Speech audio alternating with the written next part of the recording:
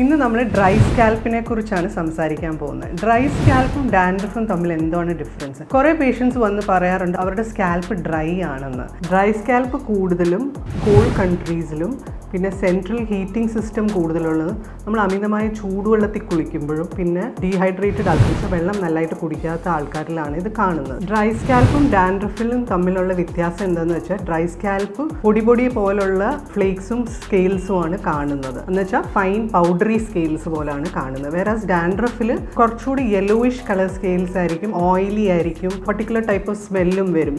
പിന്നെ ഡാൻഡ്രഫിൽ സിവിയർ ഫോംസുമായിട്ട് വരാം, പൊറ്റ പോലെ വരാം, കുരുക്കൾ പോലെ വരാം. അതൊക്കെ different other forms of dandruff ആണ്. ഡ്രൈ സ്കാൽപ്പ് ഉള്ളവരിൽ എന്തൊക്കെ പ്രിക്കോഷൻസ് ആണ് എടുക്കേണ്ടത്? അവർ കൂടുതലും ഒത്തിരി അമിതമായ ചൂടുവെള്ളത്തിൽ കുളിക്കാതിരിക്കാൻ നോക്കുക. ഹെയർ സ്പാ നല്ലൊരു ഓപ്ഷനാണ്.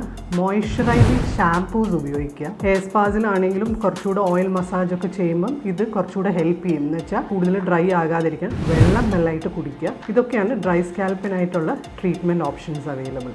അതുപോലെ താരനുള്ളവരിൽ അവരുടെ സ്കെയിൽസ് കൂടുതലും ഓയിലി ആയിട്ടാണ് കാണുന്നത്. ഇതിന് നമ്മൾ ഹെയർ കുറച്ചുകൂടെ ഫ്രീക്വൻ്റ് ആയിട്ട് വാഷ് ചെയ്യണം. ഇതല്ലാതെ തന്നെ മെഡിക്കേറ്റഡ് ഷാംപൂസ് അവൈലബിൾ ആണ്. പിന്നെ ഓരോ സിവിയറിറ്റി അനുസരിച്ച് നമ്മൾ നമ്മുടെ ഡെർമറ്റോളജിസ്റ്റിനെ കാണും. അതിനനുസരിച്ചുള്ള മെഡിക്കേഷൻസും ക്രീംസും ലോഷൻസും അവൈലബിൾ ആണ്.